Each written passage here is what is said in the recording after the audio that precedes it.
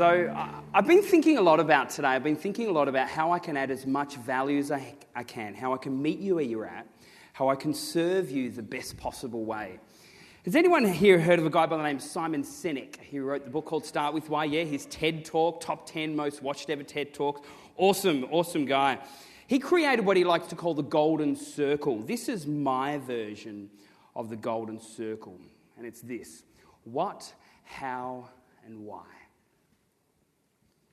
Every single person in this room knows what you do. Hands down, we all know what we do each and every day, yeah? Most of us in this room know how we do it. How do we create the results that we create each and every day? Like, what's our differentiating value proposition? But I suppose my whole obsession is this whole area of why. Why do we do what we do?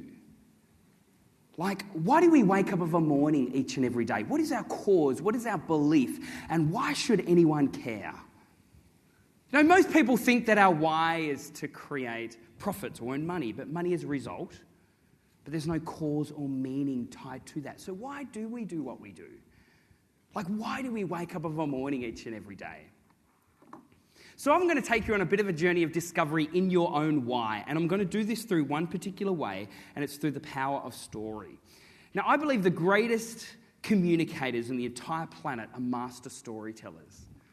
Actually, I believe the greatest salespeople, the greatest teachers are master storytellers. Because what do stories do? Stories disrupt our thinking. They emotionally connect us. They inspire us. They get us over the line as well. Recently, I did a massive, big global national tour for the Association of Financial Advisors. And what they wanted me to do, they wanted me to teach them how to tell them all stories, how to teach financial advisors stories.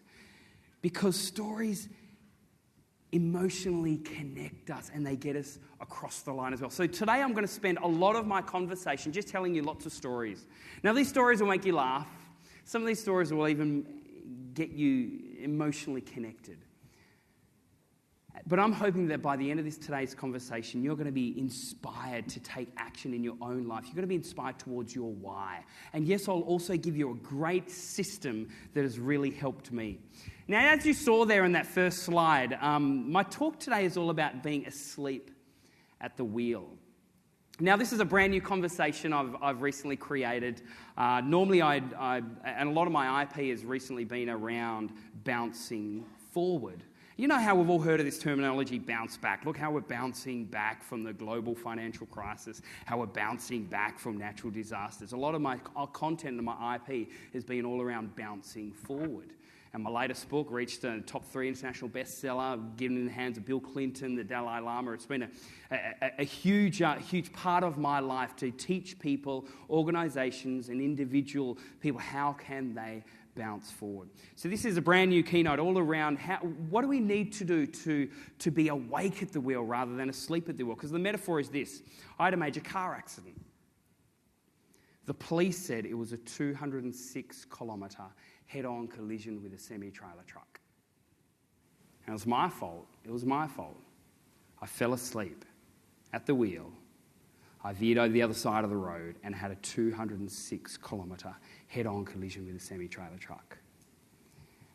My arm was amputated there at the scene and also completely wrecked my leg. 6 broken ribs, lacerated with a punctured kidney. Both of my lungs had collapsed at the same time. And this was just a few years ago. Before I show you a video about my accident, I just wanted to tell you another story. As was said, I won this amazing privilege. It was the Young Australian of the Year. And I remember the day before Australia Day, they flew me through to Canberra. And so here it was, you know, on Australia Day, I'm about to meet the Prime Minister of Australia, which is equivalent like the President of our country. But I'm thinking to myself, what can I do in order for the Prime Minister of Australia to remember me? Because as you guys know, PM probably meets hundreds of people every day as if he remembers everyone that he meets. So I actually flew my mum and dad up there at the time, and something else you need to realise about me is I was born and raised under a dictatorship. And the dictator at the time, her name was Mum. She had an accomplice and his name was Dad. So my mum was born in Kolkata in India, my father was born in Edinburgh in Scotland, and I'm one of 11. 7 boys, 4 girls. Massive family, right? I'm also an uncle 33 times. I've got 33 nephews and nieces, so it's a huge family.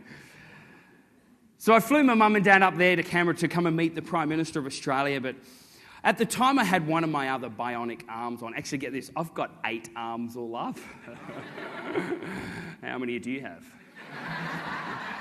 So, and you're probably wondering about this arm. This arm is what they like to call a myoelectric arm. You guys probably heard of it, called a bionic arm. This is the most advanced bionic arm in the world right now. It's the only one in Australasia. It's worth over $120,000. Now get this right, I program it with my iPhone 5S. I've got an app for my arm. Boom. And also you can get different attachments. So I've got this other attachment for playing golf. I've also got another one for playing 8-ball pool, yeah. I've also got like a swimming arm, right?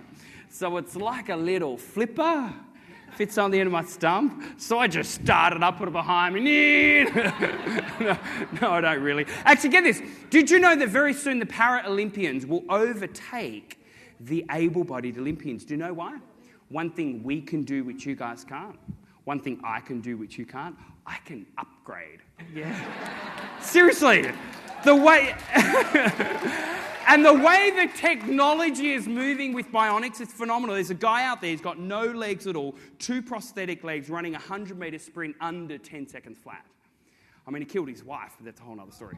So here I am, I'm about to meet the Prime Minister of Australia. But I had my cosmetic hand on, so he didn't notice at all that I had a prosthetic arm. So I had a long sleeve jacket on. He didn't notice. So as the Prime Minister of Australia came over to me to come and say hello, he went to shake my hand. As the Prime Minister of Australia went to shake my hand came off into his hand. And yet literally, like, everyone just started cracking up laughing. The world's media came in, taking photos. Prime Minister Kevin Rudd standing there holding my hand. And I just wanted to give you some actual evidence that this really did happen. There's Prime Minister Kevin Rudd there. There's his wife Therese. There's Adam Gilchrist. He's a cricket player. But it was a very, very funny moment, that's for sure. But I think we all have moments in our life. And some moments can be quite funny, quite hilarious. You know, he will never forget that. I've now interviewed him for my online community. But then we have these other moments in our life which are quite life-defining and life-challenging. So recently I found a word, and the word is called this, kiddos. Has anyone in this room heard of the word kiddos before? Anyone at all? Okay, maybe 6, 7 hands. Let me teach you a word. Kiddos is the Greek word for time. So contrasting to chronos or chronological time, you know, meaning ordinary or normal time, kiddos time is laden with meaning and choice. So get this, the dictionary meaning of the word kiddos is this, is a moment within a moment, a particular moment in where drastic change takes place. I'll say that again. Kiddos moments are moments within a moment, a particular moment in where drastic change takes place. Let me ask your entrepreneurs a question. Hands up are the people in this room who knows that being an entrepreneur, things don't always go according to plan. It's true, isn't it?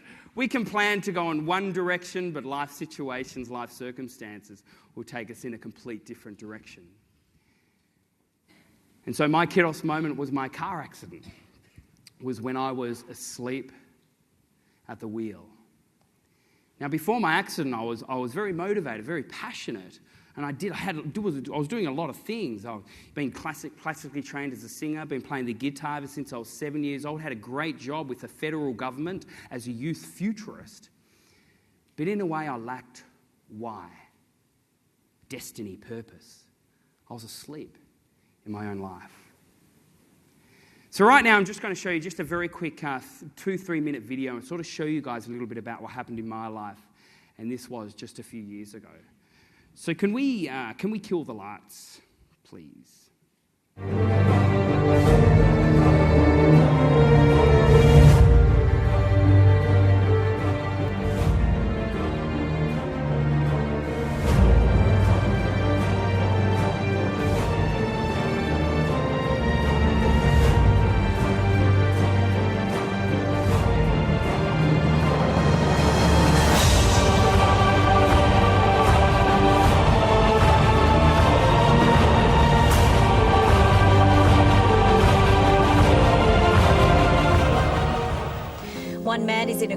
condition after a four-vehicle accident which blocked the Bass Highway for much of the afternoon. Two cars and a truck were heading towards Devonport just after 3 o'clock when it's believed a Holden Statesman travelling in the opposite direction collided with the back of the truck, sparking a chain reaction.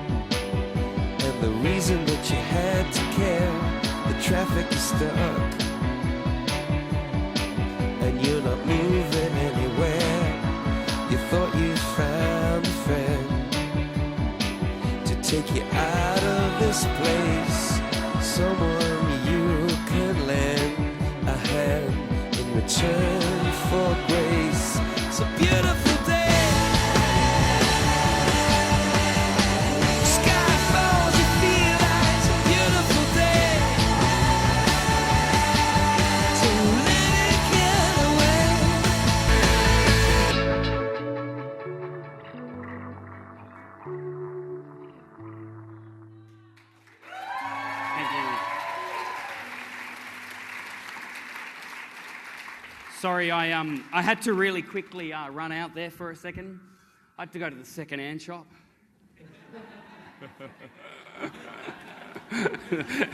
No, look, all seriousness aside, I feel quite armless at the moment. Quite handy, really. They're really bad jokes, aren't they? I've got a lot right up my sleeve. You know, I remember that day so clearly. I was saying goodbye to my kids and, you know, at the time, as I was saying, I was working for the federal government. I then said goodbye to my wife. We were a high school sweetheart. Actually, she is here today. Her name is Kate. Can we all please put our hands together for the love of my life? Thank you. You know, sometimes we take our family and our loved ones for granted. And I can tell you something now, you know, from high school sweethearts to even just going through that journey together with my wife and her being there with me, the entire journey is been quite miraculous. I'm so grateful. I love what Vishen and the other guys were talking about gratefulness. It's very much so our life right now. We live a life of gratefulness. And I remember just before I actually fell asleep at the wheel, I was there with my friend over lunch. And I remember we don't normally do this, but on this particular day, we shook hands. It was the last handshake I ever had with my right arm. You know, if you talk to this guy today, he said he can still feel that handshake. It was one of those handshakes that the hands just locked. Whereas now my world consists of left-handed handshakes. Left hand, hey. Actually, why don't you guys do me a favour? Turn to the person next to you and give them a left-handed handshake. Left-handed handshakes, yeah? Apparently scouts shake with their left hand. Very cool. So I said goodbye to my mate there at this restaurant. As I was saying, it was my fault. I was doing a lot of kilometres. I was travelling a lot, and something had to give. And it was me falling asleep when I was going a bit over 100 k's an hour. The semi-trailer truck was going over 100 k's an hour. I was actually pronounced dead at the scene. Even though the coroner was called. Obviously, they resuscitated me. Then I was put on life support for an entire week, in hospital for 5 months. and then in a wheelchair for an entire year. Doctors told me initially, they said, Sam, you'll never be able to walk ever again. You'll be in a wheelchair for the rest of your life. You know when someone says that to you? You know when someone sort of says, you'll never be able to do it, there's no chance, or you might as well give up, you won't be able to. There's something deep down within that says, stuff you, I'm going to prove you wrong. Come on, who's felt that before? Who's felt that before? We've all felt that before. Every single one of us. I remember being there in hospital and I remember my little girl, she's coming in to see Daddy for the first time, and this is her here. She's up the top there, and her name is Amelia, and she's a beautiful dancer. And there on the right-hand side, that's Ebony, and she's a singer, my 8-year-old. And there on the left-hand side, that's Jacob, our 5-year-old. But I remember when I woke up from being on life support, I was in a complete and utter state of denial. This hasn't happened to me. I haven't really had a car accident. It's okay. I'm going to wake up from this nightmare. For 2 days, look, Sam, you haven't really lost your arm. You haven't really wrecked your leg. It's okay. You're in this really bad movie. It's going to end soon. You're in this nightmare. It's going to finish. For 2 days, I was in a complete and utter state of denial. And then realizing what had happened. Going through pillow after pillow just simply from my tears. And around this whole journey of self-discovery, I then learnt that my little girl, she was going to come in and see Daddy for the first time. Now, you need to realise my little girl, she was 4 years old at the time, and the last time she saw Daddy, the last time she saw me, I was throwing her up in the air with both arms. We were running, we were skipping. Then suddenly, here I am, lame in a bed with only one arm. I didn't know how she was going to react. I didn't know how she was going to accept Daddy for what had happened, how she was going to adapt to this change. I didn't know. And I remember lying there in my hospital bed, and out of the corner of my ear, I remember hearing my little girl. She was singing and skipping like she always does right down the end of the hospital hallway. And I sat up in my bed and my eyes started to well up, not knowing how she was going to react, not knowing how she was going to accept Daddy for what had happened. And I remember lying there in my hospital bed, and then I saw these two tiny little hands. She grabbed hold of the door like this, and she peered in, and our eyes just met, and she ran into the hospital room, tears are running down my face, and she jumped up in the bed and she goes, Daddy, Daddy, Daddy, Daddy, Daddy, did you have a car accident? And I said, yeah, I had a car accident. And she goes, and Daddy, Daddy, Daddy, did you lose your arm in the accident?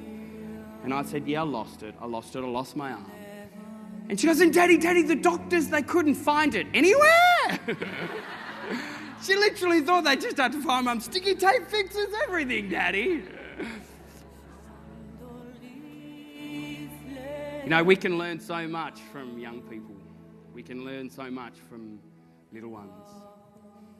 You know, the reality is that my kids have never come up to me and said, Dad, what if? What if you didn't have that? They've never said that to me. I was interviewed recently on CNN and they asked me a question. They said, Sam, if you could go back to that place where you had your car accident, would you change it? They said, surely you'd change it. Surely you would not drive in front of a truck.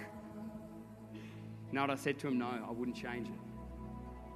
I would not change it because this is the person I was meant to be today. Who am I to play God and try and change the past? But for me, there's an entire future there that is yet to be created. You know, it's quite interesting. Recently I was reading about different animals and different animal groups. You know how they have names like a group of bees is called a swarm, a group of cattle is called a herd, a group of lions is called a pride, yeah, a group of crows is called a murder of crows. Have a guess what a group of jellyfish are called. You know what a group of jellyfish is called? A smack. A smack of jellyfish. A group of vultures is called a venue. A venue of vultures. A group of flamingos is called flamboyants. Flamboyants are flamingos. A group of buzzards, actually you guys are like this. A group of buzzards is called a committee. A committee of buzzards. But my favourite out of all the different group of animals is a group of rhinos. Now get this right. Rhinos can run over 45 kilometres an hour, but they can only see 9 metres in front of them. So do you know what a group of rhinos are called? A crash. A crash. I love that. And if someone comes up to me and says, look, Sam, I can predict what happens in 10, 20 years' time, I'll call them a liar. The future is there to be created. So wake up. Start creating the future that you were born to live. 3 areas that really, really helped me. In a way, these are three ways how I leveraged myself coming out of an adversity, coming out of a massive death experience. I want to give you 3 key areas that really, really helped me. So the first one of these is this. I needed to learn how to leverage crisis.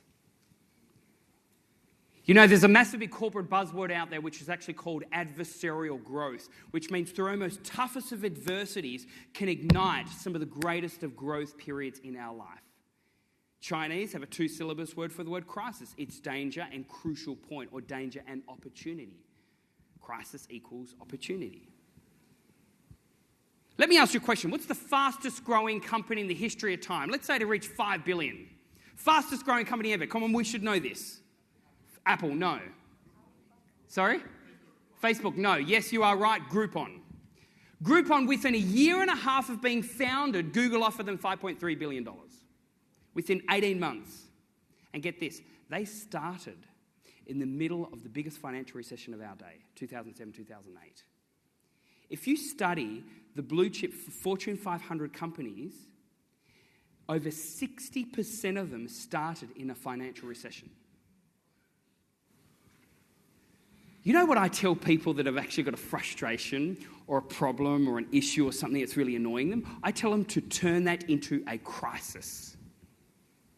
Because when it's a frustration or a burden or something that's just, we tend to procrastinate dealing with it. We do, don't we? We say, look, I know it's a problem, I know it's an issue, but we've got all this other stuff. When we have time, we'll deal with that. But get this, when it's a crisis, there's something in our biology that links so much pain to it that says we must get ourselves out of it. So I would even say turn it into a crisis. Because when it's a crisis, we deal with it. We deal with it then and there. So leverage crisis. You know, and again, even my own life, through my own journey, and obviously since my accident, since then, we've actually now started an amazing charity where we're working with the true poorest of the poor, which are the kids that live with a disability in developing worlds. We've built these really cool 5 eco-sustainable green schools over there in India. We're doing some phenomenal things, and that's actually obviously how I have bounced forward and how I'm now awake at the wheel. We're also now training over 1,000 professional speakers down there in Australia and New Zealand how to be commercially smart. I'm now, doing some phenomenal things. Because I've learned to leverage an adversity, a problem or an issue, I've actually turned that into a crisis and then leverage from it. Second area of leverage that have really helped me is this: leverage your proximity. Vishen said earlier on that you are the average of our 5 closest friends. The company that you keep determine who you are. What does Tony Robbins talk about? Proximity is power. We are the average. This study also shows that it's exactly the same with our weight, with our bank account balance, with our energy levels, with our happiness results, that we are the average of our 5 closest friends. The company that we keep determine who we are. It's quite interesting. Back in high school, I was hanging out with this real negative, toxic proximity. And they influenced me to do things that I knew I should not have been doing. But they influenced me in a very toxic way, and I found myself getting kicked out of school. So what did I have to do? I had to disassociate myself from a lot of my mates, from a lot of my, friends, to start now hanging out with people that inspire me in a positive way rather than a negative way. You should see now some of the, I love connecting with people like Vishen. I love connecting with people like Brendan Burchard. I love connecting with people like one of my other really good mates, Skrillex. And another one of my other good mates, his name is Brad Smith. He's won the Entrepreneur of the Year in the whole of Australia 3 years in a row. First time in Australia's history, someone's won it more than once. He's won it 3 years in a row. I'm on the phone to him nearly every single day. What's that going to do with my entrepreneurship? You already have some amazing proximity. By the way, that's probably the reason why we're all here today as well, to leverage the proximity of in this room. And I just love connecting with proximity, that it influenced me in a positive way, that it drive me, that'll really help me to get from where I am today to where I want to be. And I'm now strategically hanging out with those right type of people. And the third area that has really, really helped me is leverage happiness. Leverage happiness. Now, we've all heard of a lot of the research that's coming out why happiness is great, but one thing that really frustrates me in the growing levels of depression and unhappiness right now. Depression rates today are 10 times greater than what they were in the 1930s Great Depression. The mean onset age of depression 35 years ago was 29 years old. Today, it is 14 years old. The World Health Organization now predicts that depression will be the number one cause of illness by the year 2016. It'll overtake cancer. There was a recent study that was done in Australia and New Zealand that showed that 45% of Australians right now feel unhappy in their jobs. There must be a way how we can bring happiness and positivity back into our proximity purposefully. And we've already heard a lot of the research that Vishen was saying earlier on today, but here's some other research that is really optimistic workers outperform their pessimistic colleagues by 56%. Happy children show 3 times more creativity than their unhappy counterparts. Positive doctors perform better diagnoses than what they did with this study. They got 3 groups of doctors. The first group they primed to be happy. The second group they gave them all these books, resources and academic results. The third group they said go into this particular case completely neutral. You know, in every single case, the doctors that were primed to be happy outperformed their peers by over 35%. And you know what they gave the doctors to prime them to be happy? You know what they gave them? Chocolate. This is a good one. Happy nuns outlive neutral or unhappy nuns. Apparently nuns are the best group of people to do study on. Do you know why? They eat the same, they dress the same, they live the same way, and also they're quite cheap. But what they found with these nuns, right, they studied these nuns' journals for many, many, many years. Now get this, at age 85, 90% of the happy nuns were still alive. Get this, at age 85, 70% of the unhappy nuns had actually passed away. The age-old saying, happiness leads to good health, backed up by so much research. Staff told they are more appreciated by their boss, increased their productivity by up to 30%. Positive workers of greater levels of productivity produce high-quality work and perform better in leadership. They're also less likely to take sick days, become depressed, and or even quit. And the reality of it all is this. If we are not priming ourselves and our colleagues and our proximity in a happy and a positive way, we are handicapping us in regards to our performance, successfulness rate, productivity, and even profitability by up to 50%. You know, the doctors told me initially, they said, Sam, you'll never be able to walk ever again. You'll be in a wheelchair for the rest of your life. And my rehabilitation was really, really hard. We're sometimes talking up to, 10 hours a day, 7 days a week. It was really full on. My right leg, as you can see, I physically can't bend it at all. So I'll never be able to ride a bike, go for a jog. It's hard for me to sit in a car, in a theatre, in a plane. I'm 6'3", and my leg doesn't bend at all. But I choose to focus on the good things in life. I get disability parking spots. How cool is that? I get free upgrades on planes all the time. The doctors also said to me initially, they said, Sam, you'll never be able to play the guitar ever again. You've lost your most dominant arm. Did you know I'm one of the only people on the entire planet that plays the guitar with one hand? How cool is that? And I brought along my guitar with me. Can I play something for you guys? All right. So, can I ask everyone in the room right now, who in this room is a musician? Come on, hands up. Proud musos, proud musos. Great. I'll show you something you might not have seen before. This here is what they like to call a guitar prosthetic. It might look really basic too, but trust me, this alone cost me about $8,500. So just while I'm getting set up here, I just wanted to just very quickly show you this slide here about our charity. We work with the true poorest of the poor, which are the kids that live with a disability in developing worlds. It's like a stigma a lot of the time that you were cursed in a previous life, so we're going to outcast you from our own family. And so we've got a lot of microfinance going on, empowerment of women, these amazing green schools modelled from the green school there in Bali. It's really cool with some of the stuff that we do. And that all started from one Kiros moment that my wife and I had a few years ago. So this song I'm going to sing, I've actually never done this song before. So it's a new one that I've specifically written for this event. And it goes like this.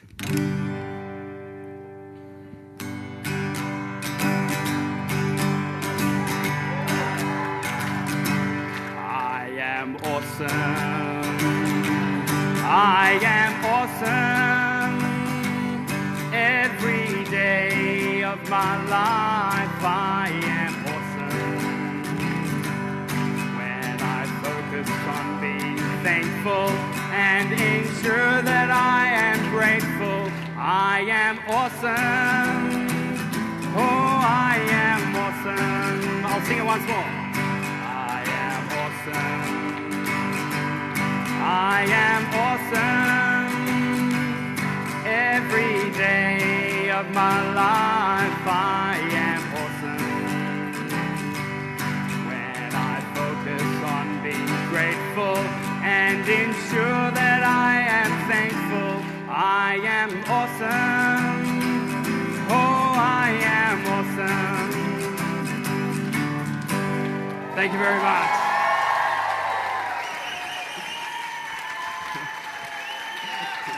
Thank you. I've got one more story. One more story. Sit down.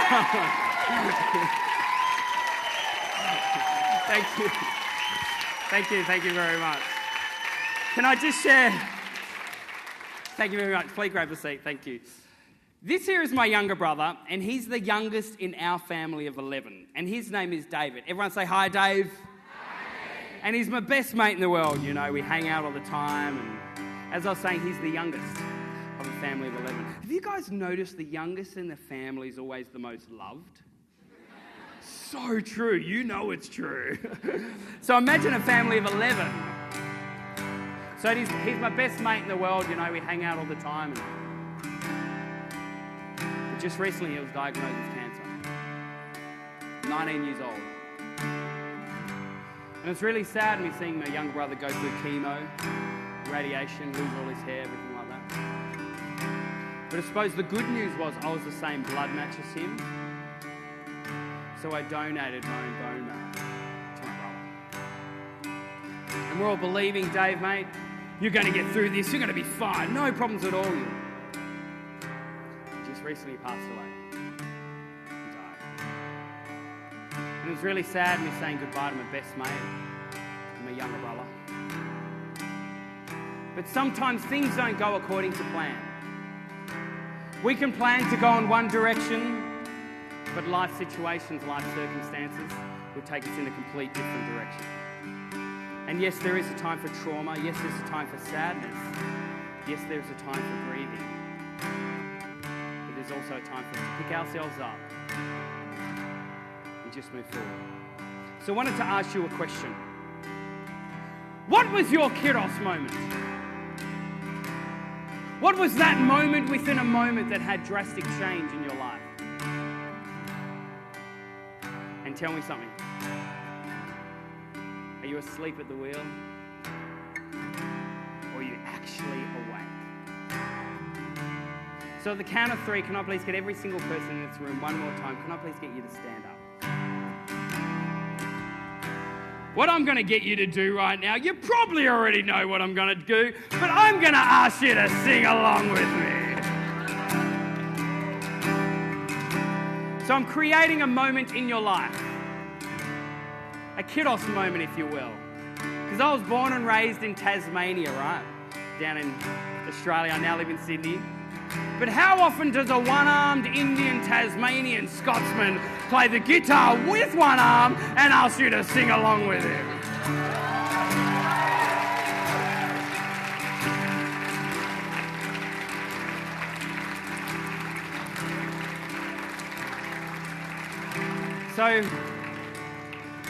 So we're all going to sing this together, and let's see how good a voice you got. So it goes like this. Ready? Come and clap your hands. awesome. I am awesome. Every day of my life I am awesome. When I focus on being grateful and ensure that I am thankful, I am awesome. Oh, I am awesome. Let's do it one more time. I am awesome. I am awesome. Every day of my life I am awesome. When I focus on being grateful and ensure that I am thankful, I am awesome. Oh, I am awesome.